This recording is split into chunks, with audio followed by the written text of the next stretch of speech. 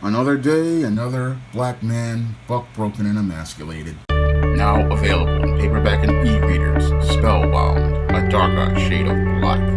Get your copy today at your favorite online bookseller. Another black man was buck broken and emasculated on the Amazon series Harlem. Now, on this series Harlem, there's a scene where actress Megan Good and her boyfriend are getting intimate, and her boyfriend decides to bust his legs open and show this woman his anus in a request for a rim job. Now, that whole sex act in and of itself is absolutely disturbing, and when I looked at this whole image, I saw another passive aggressive attempt to emasculate the black man. Passively, your Amazon was going to give us a black series titled Harlem to get your attention and make you believe that it was about showing us the neighborhood of Harlem, but aggressively it was all about promoting a buck breaking agenda towards a heterosexual black man. Because showing the black man in this position with his legs in the air like a female and his buttocks wide open, this was all about showing the black man in the submissive position and showing the female as the dominant. And that's what they were trying to do with this image: emasculate the black man and strip him of his masculinity and his manhood and make him look like the complete weak, submissive person in the relationship. And when I look at this whole image again, it is disturbing because you would only see images like this in pornographic films, but now we have it in a mainstream television series on Amazon that's streaming. Now, this whole Harlem series, when I heard about it from GBoot2786, is another bait and switch because the show again says that it's called Harlem. However, it's all about promoting alphabet agendas in a series that is supposed to be about black people. And that is a bait and switch as I see it, because you're saying that the series is about Harlem, but there's no real focus on Harlem, the community that I know all very well because I have family members in Harlem.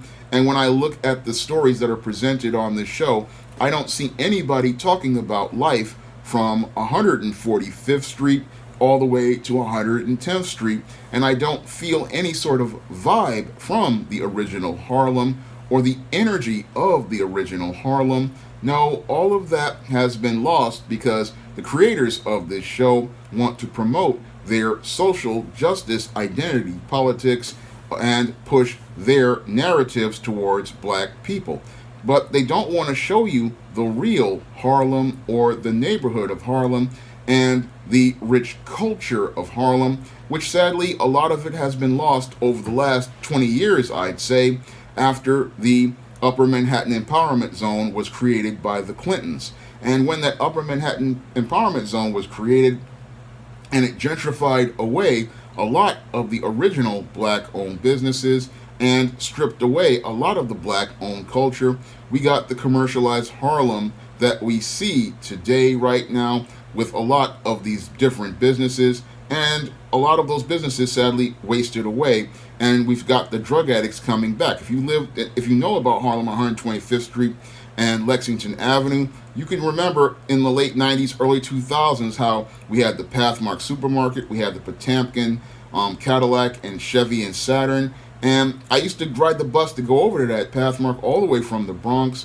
And that all left about 2015 once that grant for the Upper Manhattan Empowerment Zone ended, and then we started to see the drug addicts start to come back on the east side of Harlem. And that's one part of Harlem. Then there's the west side of Harlem with Adam Clayton Powell Jr. Boulevard and Malcolm X Boulevard and the Adam Clayton Powell building where I went and got my IT training from. I mean, Harlem is a very big and rich neighborhood, and to turn it into a series that is just about somebody's own identity politics really minimizes the culture of Harlem, because there's a lot of music clubs, jazz clubs and music clubs down there. There's a lot of movies down there, and there's all sorts of different things going on.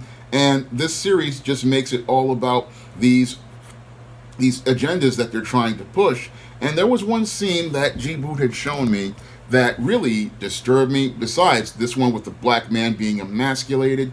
And that was a scene of one of the alphabet women, or a lesbian, going into a barbershop, and then her getting upset about the way the men were talking. Now this scene was completely poorly written, as I see it, because I've been in barbershops like Jerry's Den here in the Bronx, and sisters with natural hair, they come in, they get their hair cut, and they just keep it moving. In this scene, you have guys, they're talking very much like they do in the barbershop, and this female gets so upset that she's supposed to be one of these masculine lesbians, but she gets so upset about the way the guys are talking that she just decides to storm out of the place. And again, that's bad writing, because anybody who has seen sisters with natural hair come into a barbershop knows that a lot of the guys, yes, they may talk a lot of trash, they may, joke around, but when there's a sister who's coming to get a natural, or she's got her kids, a lot of those guys, they will change their tone and start showing respect to the lady, and they'll also show respect to the children. So clearly this person who wrote this series does not know the neighborhood of Harlem. They don't know the black community, and they only know what they think they've seen or heard of the black community.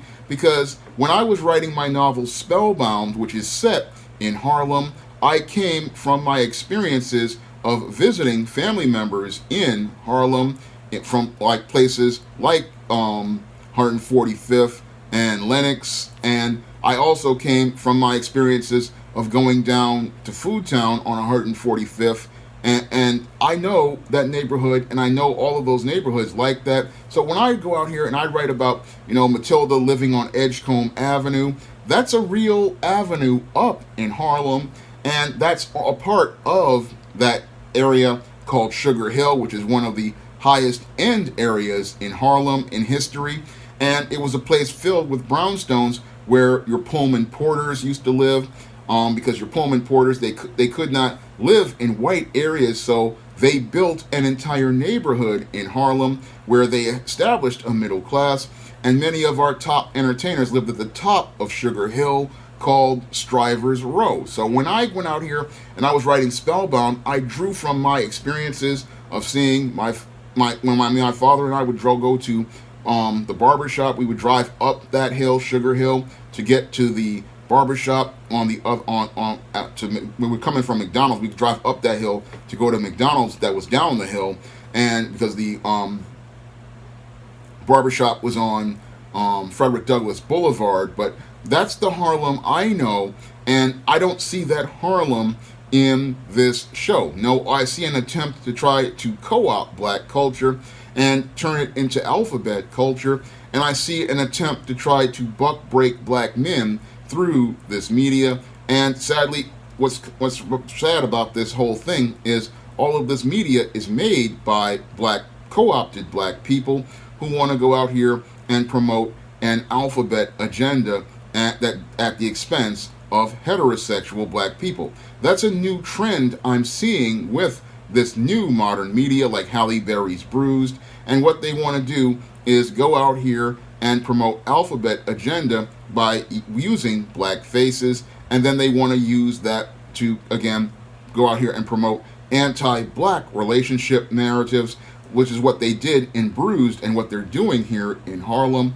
So this media is meant to be able to, again, passively promote itself as black, but aggressively promote anti-heterosexual black relationships, anti-heterosexual black love, and anti-black man messages in a TV series. And this is making me sour on Amazon's streaming services, because after that minstrel show, Ms. Pat, and this series, I'm not thinking about going out here and picking up this Amazon streaming service, and just like I don't want to deal with Netflix anymore, because yes, while they include you passively, aggressively, they take shots at black people and don't allow us to see images and messages that empower and uplift our brothers and sisters. Now, if you want to read a story that is set in Harlem and shows you the neighborhood of Harlem during the dark period of the late 1980s, you can pick up my novel Spellbound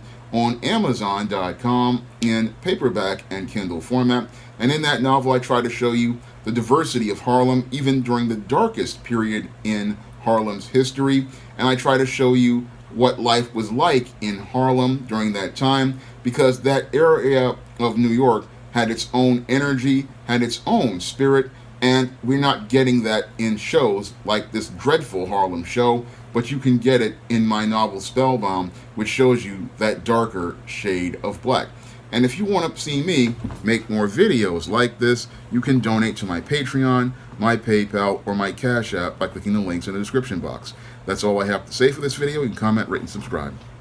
Now available in paperback and e-readers, John Haynes, Taking Care of Business. The man who rules the world breaks in a brand new partner to help him take care of business in this action-packed, all-new John Haynes series adventure. Get John Haynes, Taking Care of Business at paperback and e-readers at online booksellers everywhere.